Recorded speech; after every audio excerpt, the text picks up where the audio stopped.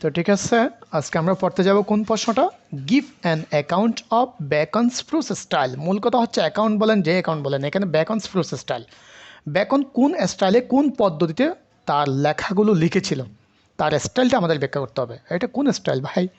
হ্যাঁ, কি কবিতার স্টাইল নাকি গদ্যের স্টাইল? তাহলে গদ্যের স্টাইল হলে হাজার মানুষের গদ্য লেখে, তাহলে ব্যাকরণের ক্ষেত্রে কেন স্পেশাল গদ্যের প্রশ্ন নিয়ে আসলো, মানে স্পেশালভাবে প্রশ্ন করলো ব্যাকরণের গদ্যের স্টাইল ব্যাখ্যা করো বা প্রুস স্টাইল ব্যাখ্যা করো। এখানে ডেসক্রাইব ব্যাকনস প্রুস স্টাইল, কেমন, অথবা ইভালুয়েট ব্যাকনস প্রুস স্টাইল, এক কথায় ব্যাকরণের প্রুস স্টাইল। হ্যাঁ, এই কথাটা বললেই আপনাকে আজকের প্রশ্নটা, আজকে যেটা আমি উত্তর বলবো, প্রুস স্টাইল বললে এটা দিতে হবে। এখানে অ্যাকাউন্ট বলেন যাই বলেন না কেন, প্রুস স্টাইল এই দুটো শব্দ আসলেই আমার এই প্রশ্নটা লিখতে হবে। তো দেখি প্রশ্নটা আমি কতটুকু আপনাদের জন্য কম্প্রিহেন্সিভ করেছি সেটা দেখা যাক।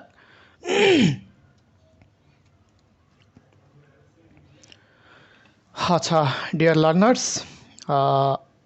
we are going to start as introduction. In the history of English literature, Francis Bacon is one of the most familiar names. ইংরেজি সাহিত্যের ইতিহাসে ফ্রান্সিস বেকন হচ্ছে অন্যতম একটি পরিচিত নাম। His writing has been admired, তার লেখাকে প্রশংসা করা হয়েছে, ফর ভ্যারিয়াস রিজন, বিভিন্ন কারণে। Some admire his rhetoric and aphoristic style, কিছু রাইটার তার rhetoric and aphoristic style. Do you know what is reason of behind it, why I did it colour, আমি কেন এটিকে কালারফুল করে দিয়েছি, এটার পেছনে একটা কারণ আছে। রিটোরিক অ্যান্ড অ্যাফোরিস্টিক স্টাইল, আপনার মাথায় একটা মেসেজ চলে যেতে হবে এটাকে কেন কালার করা হয়েছে।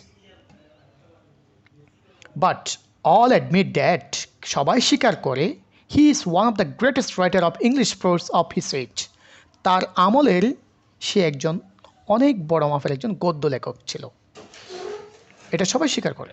হি is most remarkable as a prose writer for two reason, সে একজন প্রোজ রাইটার হিসেবে উল্লেখযোগ্য বিশেষ করে দুটি কারণে। Just as the subject matter and style, এবং style, his prose style are mentioned value. কেমন, এখানে শুধু প্রোজ স্টাইল হবে না, তার সাবজেক্ট ম্যাটার এবং প্রোজ স্টাইল দুটাই কিন্তু আলোচনা করেছি। তাহলে ফ্রান্সিস বেকন তার লিখনীতে দুটো বিষয়ের জন্য বেশি স্মরণীয়, বরণীয়, রিমার্কেবল, কেমন যাই বলুন না কেন, সেটা হচ্ছে কি একটা সাবজেক্ট ম্যাটার আর একটা হচ্ছে কি প্রোজ স্টাইল। কেমন, তাহলে আমরা দেখব যে প্রথমে prose style, main feature of his prose style, তার প্রোজ স্টাইলের প্রধান প্রধান বৈশিষ্ট্যগুলো কী কী একটু দেখব। অ্যাফোরিজম লাইক প্রবাদ, তবে অ্যাফোরিজম এবং প্রবাদ বাক্যের মধ্যে পার্থক্য আছে, আমি একটু বল দিই। অ্যাফোরিজম মানে কোনো ব্যক্তিগত মতামত যেটা প্রবাদের মতো কি ইউনিভার্সাল, আর প্রবাদ বাক্যটা হচ্ছে কি যেটা এমনি ইউনিভার্সাল সত্য, যেটা প্রাকৃতিকভাবে আগে থেকে তৈরি হয়ে আসছে। কেমন, আর অ্যাফোরিজমটা হচ্ছে কি পার্সোনাল ইন্ডিভিজুয়াল ওপিনিয়ন, যেটা প্রবাদ বাক্যের মতো কাজ করে। তাহলে অ্যাফোরিজম জিনিসটা কি, আপনারা যারা ওই অধ্যাপক মফিজুর রহমানের বইটা পড়েছেন, ওই বইটা আছে নেটের মধ্যে, অসংখ্য লক্ষ কোটি ডেফিনেশন আছে অ্যাফোরিজমের, ওখান থেকে দেখে নিতে পারবেন অ্যাফোরিজম জিনিসটা কি। তাহলে তার লেখার অন্যতম একটি বৈশিষ্ট্য হচ্ছে কি অ্যাফোরিজম। তো অ্যাফোরিজম জিনিসটা কি, a terse memorable expression. What is meaning of terse? Do you know? সংক্ষিপ্ত, বাহুল্য বর্জিত, যেটাকে বলে সংক্ষিপ্ত। কেমন, তো a terse বাহুল্য বর্জিত, মেমোরেবল এক্সপ্রেশন স্মরণীয় এক্সপ্রেশন অফ ইউনিভার্সাল ট্রুথ। তাহলে আমরা অ্যাফোরিজমের ডেফিনেশনটা দিব কি, a terse memorable expression of universal truth. কেমন, এটা হচ্ছে কি অ্যাফোরিজমের ডেফিনেশন। তো এটা দেওয়ার পর তাহলে এটা বুঝে গেলাম, এটা হচ্ছে কি সংক্ষিপ্ত স্মরণীয় প্রকাশ, যেটা কি ইউনিভার্সাল ট্রুথ, অর্থাৎ এমন একটি বাক্য যেটা হচ্ছে অনেক বেশি সংক্ষিপ্ত এবং সেটা ইউনিভার্সাল ট্রুথ, এগুলাকে বলে অ্যাফোরিজম, প্রবাদ বাক্যের মতো। We find many aphorism in Bacon's prose, আমরা ব্যাকনসের প্রুসের মধ্যে অনেকগুলো অ্যাফোরিজম পাই। যেমন দেখেন, wives are young men's mistress, companions for middle age, an old man's nurse of marriage and single life. That is impossible to love and to be wise.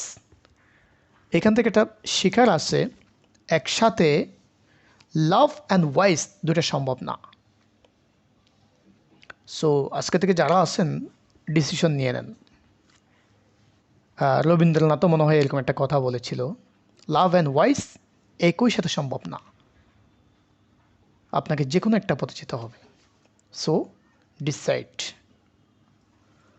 এরপরে unmarried man are the best friend, best master, best servant, but not always best subject.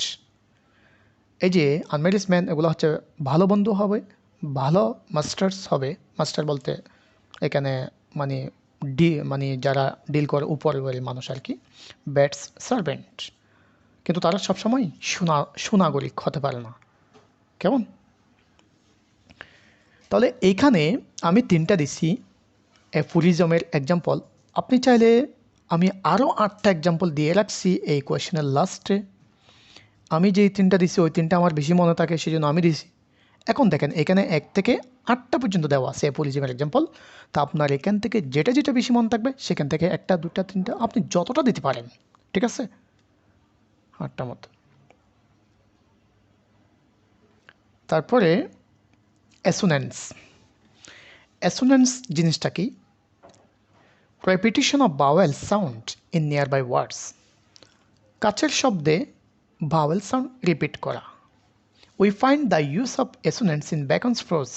আমরা ব্যাকন্স ফ্রোজে অ্যাসোনেন্সের example পাই। For example, study serve for delight, for ornament and for ability. এখানে vowel কিন্তু অনেকবার repeat করছে, কিন্তু আনস্ক্যান অনুযায়ী যেটা রিপিট করেছে সেটার এক্সাম্পলটা দেওয়া হয়েছে রেড কালার করে। কেমন? অধ্যাপক মফিজুর রহমানের বইয়ে এই এক্সাম্পলটা আপনি পাবেন অ্যাসোনেন্সের। কেমন? যাদের আছে তারা চেক করে নিতে পারেন অ্যাসোনেন্সটা। এরপরে 3 নম্বর হচ্ছে কি, তার স্টাইলের মধ্যে এপিগ্রাম। এপিগ্রাম বলতে কি বোঝায়? এ ব্রিফ স্টেটমেন্ট, সংক্ষিপ্ত বাক্য, which is apparently self contradictory, যেটা পরিষ্কারভাবে পরস্পর বিরোধাভাস, লাইক প্যারাডক্স। নেক্সট আসবে। In Bacon's prose we find many epigrammatic and antithetical statement. অর্থাৎ antithetical statement opposite meaningful space, অর্থাৎ এমন কিছু সেন্টেন্স যেটা পরস্পর বিরোধ অর্থ দেবে।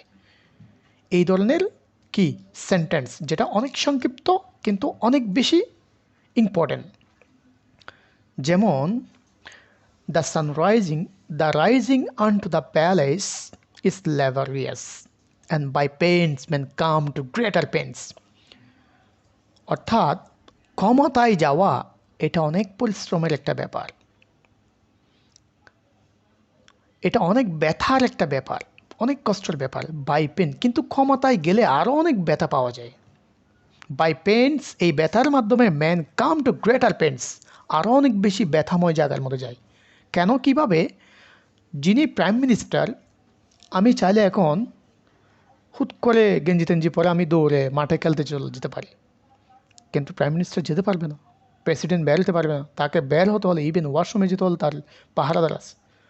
প্রেসিডেন্ট যখন একটা ডিম খায়, প্রেসিডেন্ট যেটা বলেছিল এক সময় এক বক্তব্যে, 1/3 অংশ নাকি ওই ডাক্তারে মানে পরীক্ষা করার জন্য খেয়ে ফেলে। তাহলে একটা ডিমের মধ্যে যদি বাকি একটা অংশ ডাক্তারে খেয়ে ফেলে, তাহলে আর প্রেসিডেন্ট কী খাবে? তাহলে প্রত্যেকটা খানা কিন্তু কি তারা পরীক্ষা করে খাওয়ায়। তাহলে উনি যখন যেথায় যাবে সেখানেই তার আশেপাশে বাহিনী থাকবে। তাহলে তার ইচ্ছে মতো, স্বাধীন মতো না পারবে। আমরা মাঝে মতো গুনগুনানি করে গান করি না, কেউ না থাকলে আশেপাশে, ওটা কিন্তু ও পারবে না। তার কোনো প্রকার স্বাধীনতা নেই। ইভেন অনেকেই তো ওয়াশরুমে গেলে গান করেন, ওটা কিন্তু ও করতে পারে না, কারণ ওয়াশরুমও এক ধরনের সিসি ক্যামেরার মতো আছে, ঠিক আছে? তো ওখানে এক ধরনের জেলখানায় বন্দি। এই জন্য মানুষ ব্যথা পেয়ে আরও ব্যথা পেতে চলে যায়। কেমন? এরপরে আরেকটা এক্সাম্পল দিতে পারেন অফ গ্রেট প্যালেস থেকে, it is a strange desire to seek power and lose liberty. এটা আসলে অদ্ভুত একটা ব্যাপার, ক্ষমতার আহরণটা, কিন্তু এখানে মানুষ কি স্বাধীনতা হারায়। To seek power over others and lose power over man self. অন্যদের ক্ষেত্রে ক্ষমতা অর্জন করতে গিয়ে নিজের ক্ষমতা হারিয়ে ফেলে। ধরেন রাষ্ট্রপতি চাইলে আজকে লকডাউন দিয়ে দিতে পারবে, 145 জারি করতে পারবে, মানে অন্য কেউ স্বাধীনতা ভোগ করতে পারবে না, সবাই সবার উপর ক্ষমতা প্রয়োগ করতে পারবে, কিন্তু নিজের মধ্যে সেই ক্ষমতা প্রয়োগ করতে পারবে না। নিজের চাইলে দুম করে আমার মনে হচ্ছে এখন পদ্মা সেতু একটু ঘুরে আসি হেঁটে হেঁটে, ও উঠে পারবে না। ঠিক আছে, এই জন্য সে নিজে ক্ষমতা প্রয়োগ করতে পারে, আদার্সের কাছে নিজের কাছে ক্ষমতাটা প্রয়োগ করতে পারে না। Francis Bacon. তো এগুলো হচ্ছে ফিলোসফিক্যাল স্টেটমেন্ট, কেমন। এরপর 4 নম্বর স্টাইল হচ্ছে কি তার লেখার মধ্যে প্যারাডক্স। তো প্যারাডক্স এবং এপিগ্রাম এরা হচ্ছে খালাতো ফুফাতো ভাই, মানে একই রকম, কেমন। এ সেলফ কন্ট্রাডিক্টরি স্টেটমেন্ট, যেটা বিপরীত বাক্য, কেমন। That hides a rational meaning, যেটা একটা কি আপনার রেশনাল মিনিংকে কী করবে, হাইড করবে। ধরেন আমি যদি বলি a little learning is a dangerous thing, অল্প বিদ্যা ভয়ঙ্কর।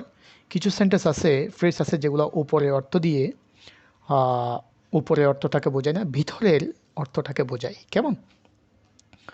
তো দেখেন a self contradictory statement that hides a rational meaning, কেমন, যেখানে একটা বিষয়কে হাইড করা হবে। যেমন দেখেন Bacon very skilfully uses the literary device paradox in the essay of truth. Of ট্রুথে কিন্তু প্যারাডক্সটা খুব বেশি ইউজ করেছে। টু বেকনের কাছে a liar is brave toward God, একজন মিথ্যুক প্রতারক স্রষ্টার কাছে অনেক সাহসী পরিচয় দেয়, বাট কাওয়ার্ডলি টুয়ার্ডস ম্যান, কিন্তু মানুষের কাছে কাপুরুষের পরিচয় দেয়। কিভাবে সে স্রষ্টার কাছে মিথ্যা কথা বলতে পারে, ভয় পায় না, কেমন। আচ্ছা, a liar does not have courage, একজন মৃত্যুকের সাহস নেই, মিথ্যাবাদীর সাহস নেই to tell the truth to the people, মানুষের কাছে সত্য বলার, but he shows courage to tell a lie disobeying God, স্রষ্টাকে অমান্য করে সে মিথ্যা কথা বলতে পারে। অনেকেই মিথ্যা কসম করে ফেলে না আল্লাহর নামে। তো কিন্তু মানুষকে এটা কিন্তু স্রষ্টা জানে, দেখতেছে সে মিথ্যা, কিন্তু মানুষটার কাছে সে সত্য বলতে ভয় পায়, কিন্তু স্রষ্টা এটি জানে। আপনি দেখেন একটু চিন্তা করলে দেখবেন যে সে যে মিথ্যা বলতেছে স্রষ্টা জানে, কিন্তু মানুষ তো আর জানে না। তাহলে মানুষের কাছে মিথ্যা বলতে সে সাহসী, কিন্তু যিনি জানে তার কাছে মানুষের কাছে মিথ্যা বলতে সে কাপুরুষ। আর যখন স্রষ্টার কাছে একই সাথে সে মিথ্যাটা বলতেছে, কিন্তু মিথ্যা বলার ক্ষেত্রে স্রষ্টার কাছে সে কি হয়ে গেছে, মানে সুপুরুষ, আর মানুষের কাছে কাপুরুষ। একই একটা মিথ্যা বলার ক্ষেত্রে, ধরেন আপনাকে একজন একটা মিথ্যে কথা বললো বা কসম খাইলো বা শপথ করলো, সেক্ষেত্রে মানুষের কাছে সে সত্য বলতে ভয় পাচ্ছে, কিন্তু স্রষ্টার কাছে ভয় পাচ্ছে না, কারণ আপনাকে যেটা বলতেছে সে দুজনের সাথে বলতেছে, আপনার ভিতরে স্রষ্টা আছে, স্রষ্টা দেখতেছে। সো একই কথার দুইটা দিক রয়েছে, একটা হচ্ছে কি করেজার্স আর একটা হচ্ছে কি কাওয়ার্ড। তাহলে মানুষের কাছে সে কি কাপুরুষ, আর স্রষ্টার কাছে কি করেজার্স, একদম ওয়ারিয়র, বীর যোদ্ধা, সাহসিকতার সাথে স্রষ্টার সাথে মিথ্যা কথা বলা যাচ্ছে। এটা হচ্ছে কি প্যারাডক্স। তো এক্সাম্পল হিসেবে আমরা যদি নিই, for a lie faces God, একজন মিথ্যাবাদী স্রষ্টার সম্মুখীন হতে পারে। He is courageous in this respect, in this regard, and shrinks from man, মানুষের কাছ থেকে লুকাই। ইট মিনস ড্যাট, এটি বলতে বোঝায় a man does not fear God when he tells a lie, যখন সে মিথ্যা কথা বলে তখন সে স্রষ্টাকে ভয় করে না। তো এখানে আরও প্যারাডক্সের এক্সাম্পল আছে, আপনি চাইলে এগুলো নিয়ে আসতে পারেন, যেটার দুটা দিক থাকবে, আপনাকে বাছাই করতে হবে যেটার দুটি দিক আছে, বিপরীত দিক থাকতে হবে, কেমন। নাম্বার 5, তার স্টাইলের মধ্যে অন্যতম একটি স্টাইল হচ্ছে কি witty thought, a brief and brilliant expression।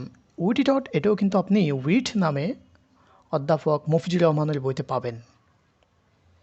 Witty টট, হ্যাঁ, a brief and brilliant expression intended to produce surprise and pleasure। এটা হচ্ছে সংক্ষিপ্ত এবং ব্রিলিয়ান্ট প্রকাশ, মানে এক্সপ্রেশন দেবে, অনেক বেশি জ্ঞানী পরিচয় বা জ্ঞানীয় বাক্য ইন্টেন্ডেড যেটা চায়, ঝুঁকে, যেটা প্রকাশ করে, যেটা বোঝায়, কি বোঝায়? To produce surprise and pleasure, যেটা সারপ্রাইজ এবং আনন্দ প্রকাশ করবে। অর্থাৎ এমন কিছু সংক্ষিপ্ত বাক্য যেগুলো অনেক অর্থপূর্ণ, সংক্ষিপ্ত অথচ অর্থপূর্ণ, এই ধরনের বাক্যকে উইটি থট বলে। আর এই ধরনের বাক্য ফ্রান্সিস ব্যাকনে তার প্রুসের মধ্যে অসংখ্য বর্ণনা করেছে। যেমন Bacon is unparalleled because এক্ষেত্রে in this regard Bacon is unparalleled because his thought are witty, তার চিন্তা চেতনা হচ্ছে কি witty.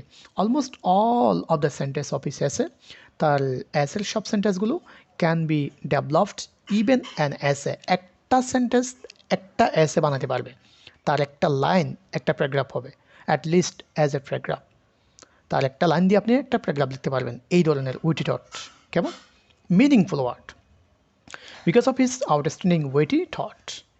যেমন একটা এক্সাম্পল, কার কাছ থেকে যেন একটু সাউন্ড আসছে, একটু বন্ধ করেন, মিউট করে রাখেন।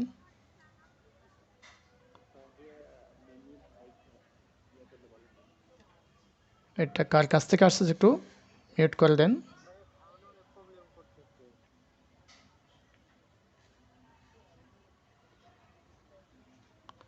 এটা কার কাছ থেকে আসছে সাউন্ড? এই মিমি, মিমি মিউট করে দেন ওদিক থেকে না আসার জন্য। আপনি আমাদের কথা শুনেন, আপনার কথাগুলো না শোনালে ভালো হবে, ঠিক আছে? আচ্ছা, আমাদেরও মনে হয় টাইম শেষের পথে, 40 মিনিট তো এগুলা প্যারা দিচ্ছে এরকম কেন? আর একটু কয়েক মিনিট হলে শেষ হয়ে যেত, দেখছেন না? আমি আবার রেকর্ডটা আবার চেঞ্জ করতে হবে, এগুলো একটা ঝামেলায় পড়ে গেছি। তাহলে রেকর্ড করতেছি কিন্তু আর তো বেশিক্ষণ সময় নেই। আমি এখান তো মাঝখানে কথা বললে এগুলো তো ইউটিউবে আপলোড করতে পারি না, কারণ অন্যজন দেখবে, কোয়ালিটি ফুল একটা ভিডিও আপলোড করতে হয়, সেই জন্য। কেমন?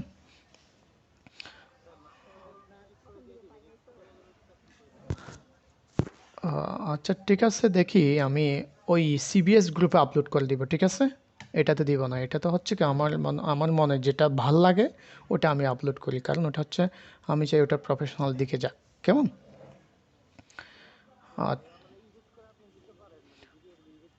হ্যাঁ, আমি এডিটে এত বেশি এক্সপার্ট না, এই জন্য। কেমন? এডিটে এত বেশি আমি পুরাই আপলোড করে দিব, ঠিক আছে? সিবিএস। হ্যাঁ, আচ্ছা ঠিক আছে, আমি হ্যাঁ, না, কাইন্ড মাস্টার দিয়ে পারা যায়, বাট কাইন্ড মাস্টারের যেটা প্রবলেম সেটা এই ভিডিওটা কাইন্ড মাস্টারে ঢোকার পরে সংক্ষিপ্ত হয়ে যাবে। একটা দিয়েছি 1 ঘন্টার ভিডিও, একটা আছে সংক্ষিপ্ত হয়ে গেছে। কেমন? মানে আমার আওয়াজ ঠিক আছে, আওয়াজ ঠিক আছে, তবে লেখাটা বোঝা যাচ্ছে না। তো এখন আওয়াজ শুনতে পাচ্ছে, লেখা বোঝা যাচ্ছে না, তাহলে আমার এখানে 2টা ফিচার লাগবে। আমার আওয়াজও যেতে হবে, ছবিও দেখতে হবে, আমি যে বডি ল্যাঙ্গুয়েজ ইউজ করতেছি এগুলো দেখতে হবে, সাউন্ডও যেতে হবে, এক্সপ্রেশন অনুযায়ী আমার এখানে লেখাটাও থাকতে হবে, ঠিক আছে? আচ্ছা দেখি তাহলে, ট্রাই করবো আর কি। আমি তো এই ক্ষেত্রে এই জগতে নিও, সেই জন্য আর কি। আচ্ছা, তারপরে studies serve for delight, for ornament and for ability. দেখেন, study serve for delight, for ornament, for ability. Study আপনাকে আনন্দ দেবে, ফর অর্নামেন্ট, স্টাডি করলে আপনার অলংকার। এখানে অলংকার জিনিসটা দিয়ে কি বুঝাইছি, আপনার কি বলতে পারবেন?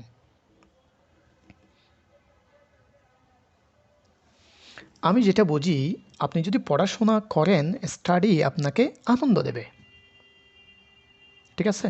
আর স্টাডি করলে আপনি অলংকার বলতে যেটা বোঝাচ্ছেন, আপনার কথাবার্তাতে আপনি অলংকার শাস্ত্র ইউজ করতে পারবেন, অর্থাৎ আপনি সুন্দর সুন্দর কথা বলতে পারবেন, আপনার ভাষাটা মাধুর্য হয়ে যাবে, উইটি হয়ে যাবে, এক্সপ্রেশনটা অনেক বেশি স্কিলফুল হবে পড়াশোনা করলে। এরপরে অ্যান্ড ফর অ্যাবিলিটি, এবং আপনার একটা সক্ষমতা চলে আসবে স্টাডির ক্ষেত্রে। আপনি যদি স্টাডি করেন, পড়াশোনা করেন, আপনি অ্যাবিলিটি অর্জন করতে পারবেন। তাহলে দেখেন, স্টাডি, ডিলাইট, অর্নামেন্ট, অ্যাবিলিটি। তাহলে একই স্টাডি, এখানে একটা ছোট্ট বাক্য কিন্তু অনেকগুলো অর্থ দিচ্ছে। আপনি চাইলে এই জিনিসটাকে একটা প্যারাগ্রাফ আকারে লিখতে পারেন। ফ্রম দিস সিঙ্গেল সেন্টেন্স, এই সিঙ্গেল সেন্টেন্সকে 3 essay ক্যান বি প্রডিউসড। 3টা এসে বানানো যাবে। স্টাডি কিভাবে ডিলাইট দেয় মানুষকে, এটা নিয়ে আপনি একটা এসে করতে পারবেন। স্টাডি কিভাবে অর্নামেন্টস দেয়, অর্নামেন্ট সজ্জিত করতে অ্যাবিলিটি করে, স্টাডি কিভাবে মানুষকে সক্ষম করে তোলে, 3টা প্যারাগ্রাফ বানাতে পারবেন। কেমন? So it is neat and clean that, এটা পরিষ্কার যে it is neat and clean that, এটা পরিষ্কার যে Bacon's essay get popularity due to his witty prose style, তার তার ফ্রুজগুলো জনপ্রিয়তা পেয়েছে তার ফ্রুজ স্টাইলের কারণে। Number 6, rhetorician and his rhetorics. Bacon's style is also rhetorical, বাগ্মিতাপূর্ণ, খুব সুন্দর করে বলতে পারে। He has great power of attracting, তার অ্যাট্রাক্টিং এর অনেক বেশি ক্ষমতা রয়েছে, অ্যান্ড পারসুয়েডিং এবং পারসুয়েডিং এর হিজ রিডার্সকে মানে পাঠকদেরকে কি আকর্ষণ করার, কেমন অ্যাট্রাক্ট করার অনেক বেশি ক্ষমতা তার রয়েছে।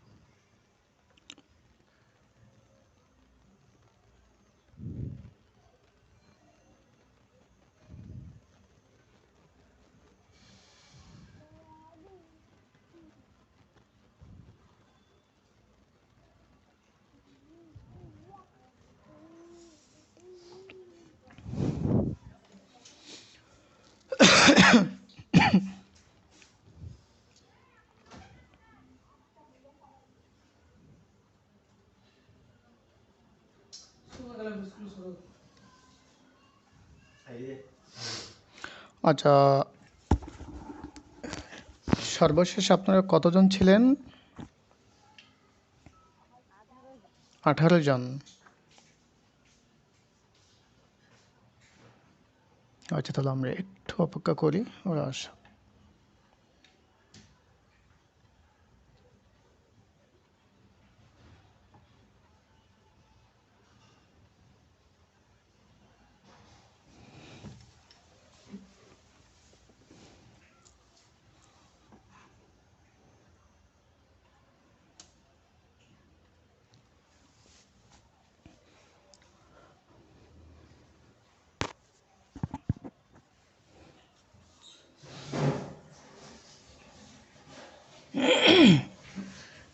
স্ক্রিন শেয়ার আছে?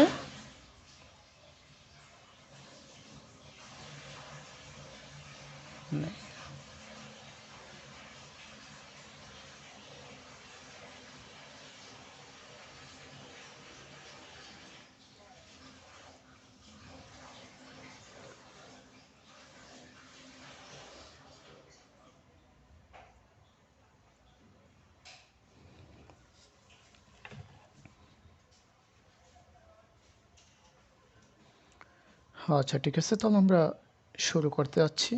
বাকি 2 জন রেকর্ড থেকে দেখে নেবে আশা করি। তাহলে আমরা 6 নম্বরে ছিলাম। Rhetorician and his rhetorics style, rhetorician and rhetorics, এই দুটার বাংলা আপনাদের জানা দরকার। অলঙ্কার শাস্ত্র, অলঙ্করণ বা অলঙ্কার শাস্ত্র বা বক্তৃতা, বক্তৃতা দান নিদ্রা। এখানে বক্তৃতা দেওয়ার ক্ষেত্রে বা অলঙ্কার বক্তৃতা দেওয়ার ক্ষেত্রে বা কোনো কিছু লেখার ক্ষেত্রে অর্নামেন্ট ইউজ করার এবিলিটি। তাহলে রিটোর্সিয়ান যারা খুব সুন্দরভাবে লিখতে পারে গুছিয়ে, তাদেরকে রিটোর্সিয়ান বলে। তাহলে মানে খুব সুন্দরভাবে লিখবে, অনেক বেশি বোধগম্য, অনেক বেশি এক্সপ্রেসিভ, ইমপ্রেসিভ, অনেক বেশি রেটোরিক্স। কেমন? তো ব্যাকনস style is also rhetorical. Rhetorical মানে কি? অনেক মানে অর্নামেন্টাল, যেগুলো অনেক উঁচু মানের লেখা। He has great power of attracting, যেটা যেই লেখাটা যে কোনো রিডার পড়লে তাকে অ্যাট্রাক্ট করবে, পারসুয়েট করবে।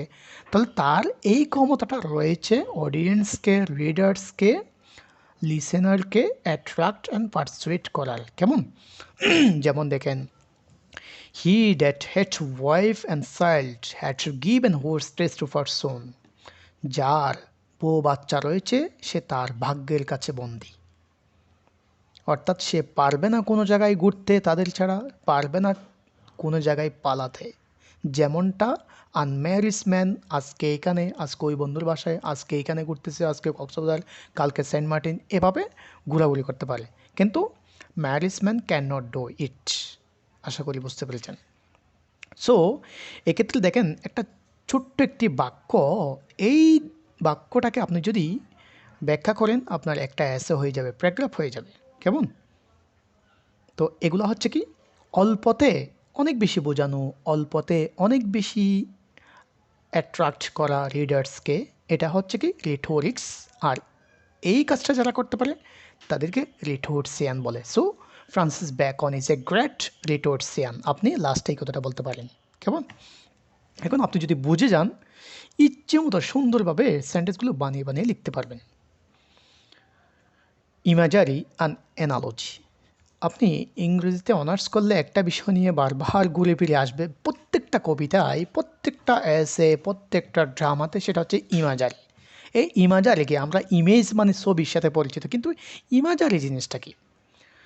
ওই যে জন কিটসের কবিতা আপনারা যারা পড়েছেন, সে অন গ্রিচিয়ান, আর্ট অফ গ্রিচিয়ান আর্নকে তার কবিতার মধ্যে ফুটিয়ে তুলেছে। অর্থাৎ প্রাকৃতিক কোনো বিষয়, প্রাকৃতিক কোনো অবজেক্ট বা কোনো কিছু যখন লাইনের মধ্যে মিলিত অক্ষরে কবিতার লাইনে যখন কেউ অথবা কোনো একটা লিখনিতে যখন ফুটিয়ে তুলবে, কোনো একটা ছবি নিয়ে আসবে, ওটাকে বলে ইমাজারি। যেমন আমি আজকে একটা ইন্টারে একটা পেসেজ পড়ালাম, কুয়াকাটা, কুয়াকাটা বিচ, হ্যাঁ কুয়াকাটা সি বিচ। কেমন? তো কুয়াকাটা সি বিচ অনন্য সুন্দর একটি সি বিচ। সেখানে বাংলাদেশের যেটা বোর্ড বই আছে এনসিটিভির, ওখানে দেখলাম অনেকগুলো ইমেজারি। তাকে আজকে আমি অনার্সের পড়াগুলো বোঝাচ্ছিলাম। এটা হচ্ছে একটা ইমেজ ফুটিয়ে তুলেছে এখানে। অর্থাৎ সমুদ্রের বালুকাময় সি বিচটা নিচের দিকে মৃদুভাবে নেমে গেছে, আর পানিগুলো একবার উপরের দিকে আসতেছে, একবার নিচে চলে যাচ্ছে।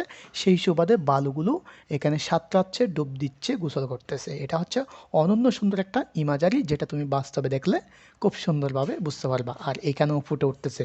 কেমন? এই ধরনের এই বিষয়গুলো হচ্ছে কি ইমাজারি, যেগুলো লেখার মধ্যে নিয়ে আসবে। তো এটা আপনাকে সেভাবে ফুটিয়ে তুলে বলতে হবে। তো ইমাজারির মধ্যে আমি যে এক্সাম্পলটা দিছি, উপরে যে এক্সাম্পলটা দেওয়া হয়েছে সেম এক্সাম্পলটা এখানে দেওয়া হয়েছে, কিন্তু এক্সাম্পলটা চেঞ্জ করে দিতে হবে। একটা দুটো এক্সাম্পল এক জায়গায় দেওয়া দরকার নেই। আমি এখান থেকে একটা এক্সাম্পল নিয়ে আসি ইমাজারির মধ্যে। আমি এই এক্সাম্পলটা নিতে পারি, 4 নম্বরটা।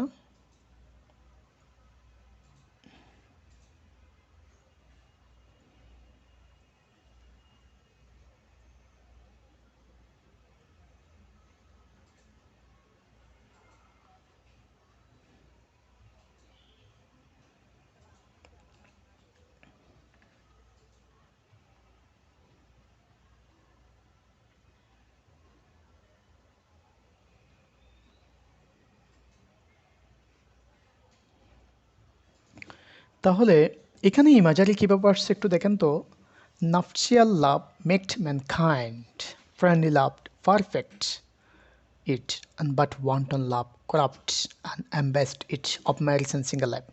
সো এখানে দেখেন আপনি এটা বলার সাথে সাথে নিজের ভিতরে একটা কি হয়ে যাচ্ছে চিত্র কি অঙ্কিত হয়ে যাচ্ছে নাফট্রিয়াল লাভ অর্থাৎ ম্যারিজ লাভ এখানে বৈবাহিক লাভ এটা হচ্ছে কি মানুষকে ম্যানকাইন্ড করে কেমন ফ্রেন্ডলি লাভ পারফেক্ট বন্ধুত্বপূর্ণ লাভটা মানুষকে একদম পারফেক্ট হিসাবে করে নেবে বাট ওয়ান্টন লাভ কিন্তু ওয়ান্টনটা you know what is meaning of the wanton কেমন এটা নিজেরাই দেখে নেবেন ডিকশনারি করে করাপ্ট অ্যান্ড অ্যাম্বাসিড এটাকে ধ্বংস করে ফেলে কেমন of marriage in single life এরপরে 9 নম্বর বিষয়টা quotation Bacon has used quotation in his essay from Bible, history, schoolsmen of middle age, মধ্যযুগীয় যারা সবচেয়ে অভিজ্ঞ ব্যক্তি ছিল যারা এক্সপার্ট ছিল তাদের জীবনী থেকে তাদের গ্রন্থ থেকে Latin and Greek literature Greek এবং ল্যাটিন সাহিত্য থেকে অ্যান্ড সামটাইমস ফ্রম হিজ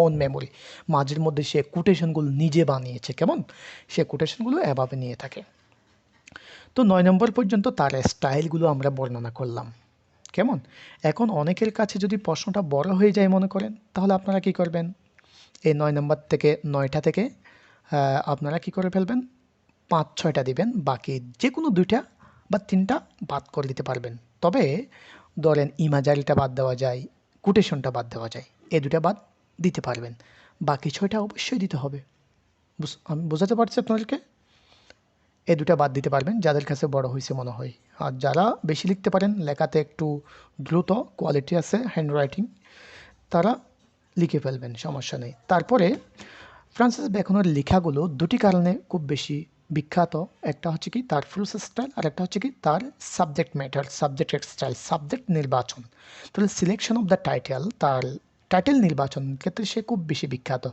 আমরা বিভিন্ন রাইটারের টাইটেলগুলো শিরোনামগুলো হ্যাঁ সাবটাইটেল দেখি বা কবিতার নাম দেখি ফ্রুসের নাম দেখি শিরোনাম দেখি সেগুলার চেয়ে ফ্রান্সিস বেকনের নামগুলো হচ্ছে কি একেবারে ভিন্ন যেমন দেখেন this is really a super feature Bacon's prose style এটা আসলে একটা অনন্য একটি বৈশিষ্ট্য শ্রেষ্ঠ একটি বৈশিষ্ট্য বেকনের ফ্রুস স্টাইলের no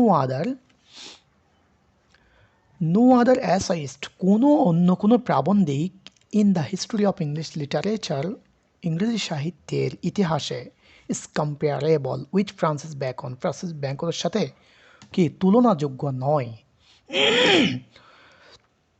with respect to selection the title বা নাম নির্বাচনের ক্ষেত্রে হি হ্যাজ শোন তিনি দেখিয়েছেন ইউনিকনেস অনন্যতা অ্যাজ হিজ অ্যাসেস টাইটেল তার অ্যাসেস টাইটেলের starts with the same manner একই ভঙ্গিতে নির্বাচন করে শুরু করে অ্যান্ড ট্র্যাডিশন একই গতানুগতিক ফলো করে অ্যাজ ফর এক্সাম্পল যেমন example of study of marriage and single life of truth of revenge দেখেন সবগুলো কিন্তু অফ তার যত লেখা আছে সবগুলো অফ দিয়েই কেমন এগুলো মানে কি অফ স্টাডি মানে কি তার এই লেখা দিয়ে কি বোঝায় of study what do you know about of study তিনি বোঝাতে চাচ্ছেন স্টাডি করলে লাভ কী ক্ষতি কী স্টাডি করলে এটার বেনিফিট কী এটার সুবিধা অসুবিধা কী এই জিনিসটা এখানে বোঝাবে অর্থাৎ ফ্রান্সিস বেকনের জীবনটা গেছে যে লাভ ক্ষতি নির্বাচন করতে করতে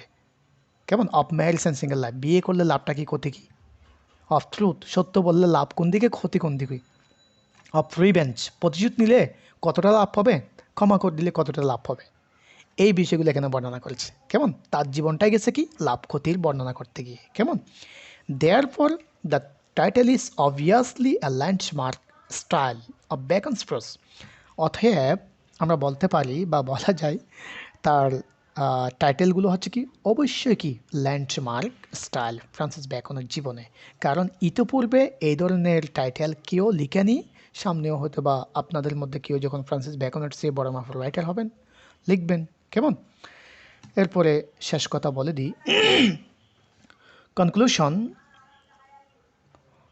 from the light off the above discussion উপরের আলোচনার আলো থেকে ইট ক্যান বি অ্যাফার্মড দ্যাট এটি নিশ্চিত করে বলা যায় যে বেকন ইজ ইউনিক বেকন হচ্ছে কি ইউনিক আনকম্পেয়ারেবল, ইউনিকের জায়গায় আপনি আনকম্পেয়ারেবল দিতে পারেন। ফর হিজ প্রোস স্টাইল, তার প্রোস স্টাইলের জন্য।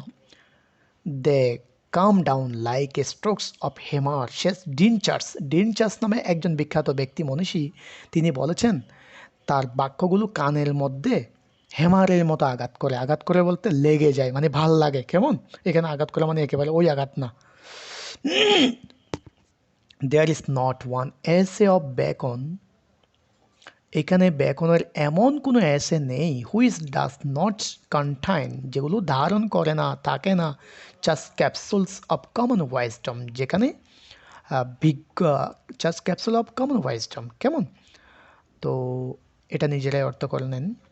The sentences are pregnant with meaning, তার প্রত্যেকটা সেন্টেন্স হচ্ছে কি অর্থেই পরিপূর্ণ। এখানে প্রেগনেন্ট মিনস পরিপূর্ণ, ভরপূর্ণ, নট আদার্স।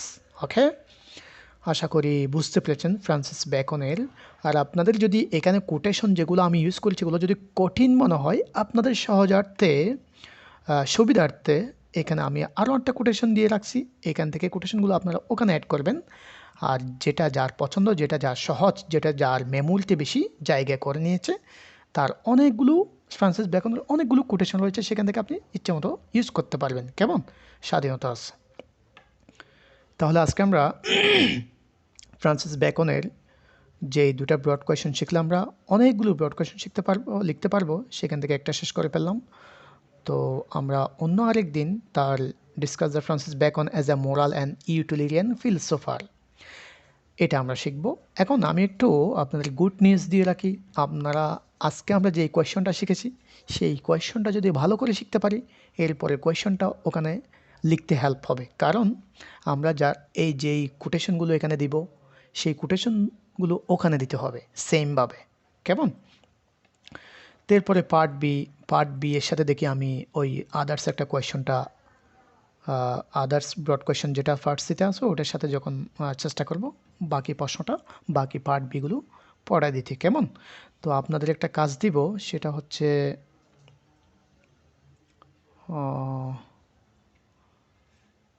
হচ্ছে ফ্রান্সিস ব্যাকনের 5টা ফ্রোজ থেকে অ্যানিউটেয়ার্সে যে কোয়েশ্চনগুলো, ব্রিফ কোয়েশ্চন আমাকে দিতে হবে আনসার প্রশ্ন সহ। ইতিপূর্বে কিন্তু আফসানা দিয়েছে, আরও নাইমা দিয়েছে, আয়েশা নোর আরজু দিয়েছে, তারপরে জেরিন দিয়েছে, মেহরুন নিসা দিয়েছে, নাদিরা দিয়েছে, তারপরে নুসরাত দিয়েছে, তারপরে ইসরাত দিয়েছে। তো যাই হোক, যারা দিয়েছেন তাদেরকে অনেক অনেক ধন্যবাদ। তো সামনেও যারা দিতে পারবেন তারা আমাকে দিয়েন। আমি যদি আপনারা যদি কিছু মনে করেন, আমি আপনাদেরকে সিলেক্ট করে দিই কারা কোনটা দিবেন। ঠিক আছে, আমাকে একটু হাত, ওই একটা রাইজ ইউর হ্যান্ড আছে না এখানে, রাইজিং হ্যান্ড, ওটা একটু দেখান যারা যারা দিতে পারবেন। কেমন, আমি ওইটা দেখে তাদের নাম বলে দিব। ঠিক আছে, একটু হাত দেখান, আমি ওখানে ঢুকছি, হাত কারা দেখাচ্ছেন।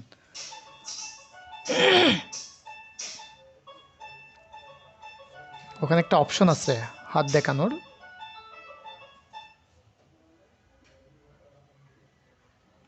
চ্যাটে একটা চ্যাট লিস্ট আছে ওখানে। নাইমা, আচ্ছা আচ্ছা, গেছে নাইমা। তাহলে আপনি ফ্রান্সিস ব্যাকনের প্রথম যেটা আছে of marriage and single life, এখান থেকে দিয়েন। দ্বিতীয় আরেকজনকে আফসানা, আপনি দিবেন যে কোনটা থেকে, অফ লাভ থেকে দেন। ইসরাত দিবেন যে অফ প্ল্যান্টেশন থেকে। 3জন, তাহলে আরও দুটো আছে, অফ প্ল্যান্টেশন গেল, of marriage and single life, of love গেল,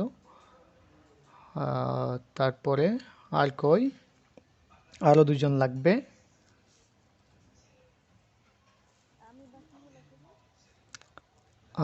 আচ্ছা ঠিক আছে, তাহলে বাকিগুলো আপনি দিয়ে দিন। তাহলে ঠিক আছে, দেখি যারা আগে দেয় তাদেরটা আগে বসাই দিব পিডিএফে, এটাই আর কি। কেমন, ওকে, থ্যাংক ইউ, ধন্যবাদ আপনাদেরকে। এখন দেখেন, তাহলে আজকে আমরা এই হচ্ছে নন ফিকশনের বিষয়টা। আর আপনাদের আজকের কোয়েশনটা যারা শুরু থেকে শেষ পর্যন্ত পেয়েছেন তাদের কেমন লেগেছে, অর্থাৎ স্টাডি গাইডের সাথে কম্পেয়ার করে। ইতিপূর্বে কিন্তু আপনারা এটা প্রিপারেশন নিয়ে নিয়েছেন, পড়ে ফেলেছেন। তো সেই পড়ার তুলনায় আজকের কোয়েশ্চনটা কেমন লেগেছে? মানে আমার দোষটা ধরতে হবে, আমার এখানে গুণ, আমি জানি কতটুকু আমি ভালো করছি বা খারাপ করছি, কিন্তু আপনাদের দৃষ্টিভঙ্গি থেকে বা আপনাদের তরফ থেকে আমার ভুলগুলো ধরতে হবে, বা এখানে কোন কোন বিষয়টা গ্যাপ আছে।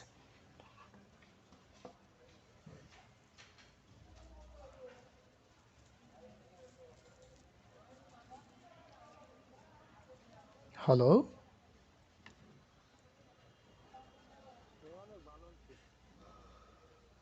অনেক ভালো হয়েছে, মাশাআল্লাহ, থ্যাংক ইউ। এরপরে ফারুক ভাই, আপনি কি শুরু থেকে শেষ ছিলেন?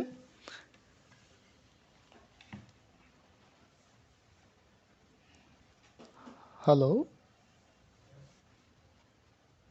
ভাই, আপনি শুরু থেকে শেষ পাইছেন? হুম হুম। আচ্ছা আচ্ছা।